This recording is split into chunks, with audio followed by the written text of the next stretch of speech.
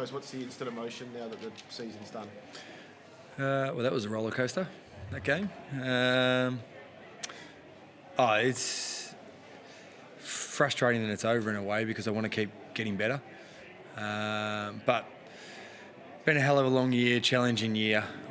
You won't endure many more difficult seasons than what we've just had. And I said this to one of our coaches this morning. I'm inspired by our group in a lot of ways because they've turned up to work every day in the circumstances and just had good energy, been trying to improve every day. They haven't been in the dumps. They haven't given up. It's a good sign. It's a good sign they're wanting to get better. And look, clearly a really, really flattening way to finish. And it's quite interesting. I said to the group just then, the feeling we have right now is really low, but the feeling at halftime we had was significantly different. And there's clearly some signs with our group that we can compete against really good teams, just not for long enough at the moment. With all due respect, there's also a sense that it can't get any worse than this? Yeah. The only way now is up, and then there's that optimism. Certainly hope so. Certainly hope so. And look, sorry to interrupt. I think you're right. There is optimism within this, and I'm certain we've gotten better this year. I really believe that. I know the win-loss record doesn't tell us that, but we've got evidence now to show what we do and the way we're trying to play, and these guys can really stack up against the best. Now it's about getting to work to be able to do it for 120 minutes for 24 games plus finals. I guess part of it about not being able to do it for 120 minutes tonight, did you think it was fitness? Do you think it was mental application? What do you think you went away from it? I think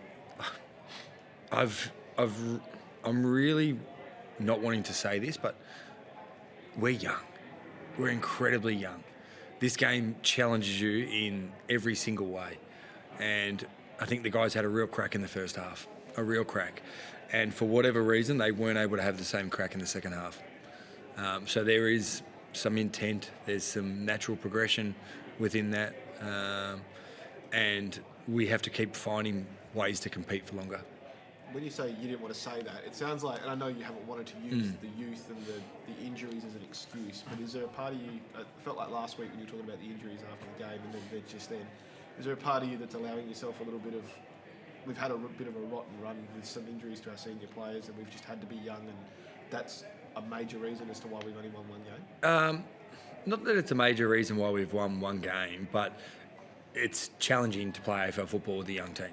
It's just what it is. So every team needs their senior players playing their best footy. That's what AFL football's about. So we unfortunately haven't had that for a lot of this year, which has then forced the load onto players who maybe aren't ready for it. But I've got no doubt we'll reap great reward from that over time. We exposed 10 new players to AFL football this year, and they've had a look at it. They understand what the speed of the game, what's required, and they'll go away now into off-season and understand what's required to be able to be really good at this game. So that's a good thing for us, and in the future it will bode well for us. Luca was one of the ones that had a crack, and particularly in that first quarter. What do you think? He doesn't shy away, does he? Yeah, no, he's a really good competitor, Luca, and he's got some real calmness with the ball. I thought he didn't look out of place at all tonight. Had some really nice moments, so it was good. You haven't played him all season, you left it to the end of the season. Did you just see a bit tonight that maybe thought you could have had a crack a bit earlier? Potentially. I've said to Luca all year, the whole time, I've thought he's going to be a long-term player at this football club. Over my whole career, I've seen players play a lot of twos football before they start their senior career, and you could even say Job was in the same case in some scenario. But we wanted to make sure that when we pick players in the AFL team, they were ready. And Luca, may have been ready earlier, but he got his chance tonight, and he showed that he's capable of being a really good AFL footballer. Having 10 debutants for the year, what sort of, return do you expect from that? A lot probably got games quicker than, as you were saying, they expected. What sort of return do you hope that will give? Yeah, I think it just gives them a glance into what's required of the game. I think, just to be clear, not all 10 they all deserved a game. Circumstance may have given them more games, but They were ready. They showed they were able to compete, and I think they just get a little bit of exposure. They understand what the game's about, and it's that taste now. Hopefully they're driven to want to become long-term players. And Jimby, what exactly was injury, and I guess what was your initial emotion when you saw that happen? Oh, my heart was in my mouth. Hell of a contest by Ruse, and we really missed him. I thought he was influential the first quarter and a half when he was out there, as he always is, Rubes. But we're really hopeful that it's okay. It's just a bad knock to the knee, is what we're thinking.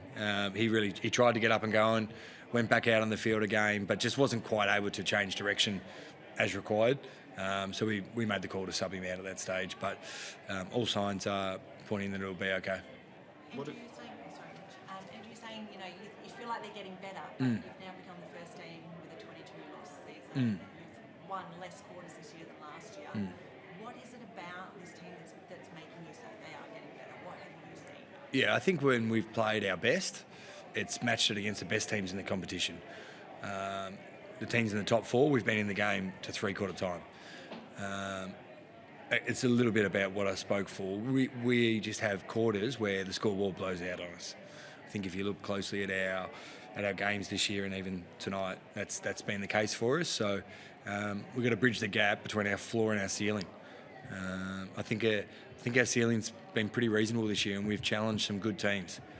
But unfortunately, the gap when we've played poorly, we just get too much score put on against us. Is it more like losing's a habit for you and players? I mean, you put yourselves in positions where you look good, and it falls away at times where you probably should be pushing on. They just don't have that ability to get to that next level. Yeah, I think that's part of what you're talking about. And I've spoken about that. We need to build into our whole program ways to compete and win and learn how to win. And it might be anything. It might be table tennis. It might be handball games at training. But we've got to learn to win. I think it's real within our football club. So we'll build it in. We'll really make our players really competitive people.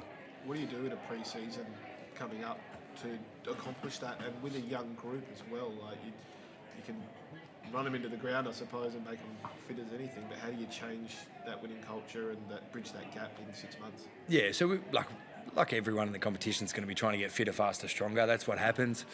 So we need to get all our habits under control at a really elite level, with their diet, training, recovery. We've got to become the best professional athletes we can be. It'll be education on game plan. It'll be fundamentals and competition. That's what we're going to go after. We're going to everything we put through our pre-season, it's going to be about competing, and we'll find out the players that really want to win. How quick do you want an answer from Oscar Allen about where his future lies now that the season's done? Yeah, all these things will just happen in time. I understand that there's a big story about it, but we've just endured a pretty difficult football season, and it was a pretty sombre room in there at the end. And I sort of just spoke to the group, and it was a really sad feeling. But sort of, as I said, I referenced it back to that halftime feeling, and try to build the belief that there's something building, and it will take some time, but we're going to work really hard to get there. We know senior coaching is stressful at the best of times. For you, in terms of your break, what are you getting up to kind of de-stress? I'm going to try have a sleep. A bit of sleep to catch it. No, look, we're going to have to deep dive review everything we do. Every part of our program we're going to do a deep dive into to try and learn what worked this year, what didn't, how we're going to improve it. I'm going to spend some time with my family, have some break, and then get to work really quickly and how to get better and improve myself so I can help improve our team and club. Is it good the season's done now and that growth can be structured and planned rather than Saturday to Saturday against opposition, that you can now spend that 16 months and know exactly week for week what your players are doing? I'm a little bit. I'd just love to keep playing footy, to be honest. Like, I love the game, I love playing, but like, this is what happens. So we have a long period now that we play against another team, and we need to really get this next period right. We need to nail every part of it, from our training, from our education, from our preparation, and we'll make sure we'll deep dive into everything, and figure out ways to get this club moving forward. Cool. Thanks. Good on you guys. Thank you.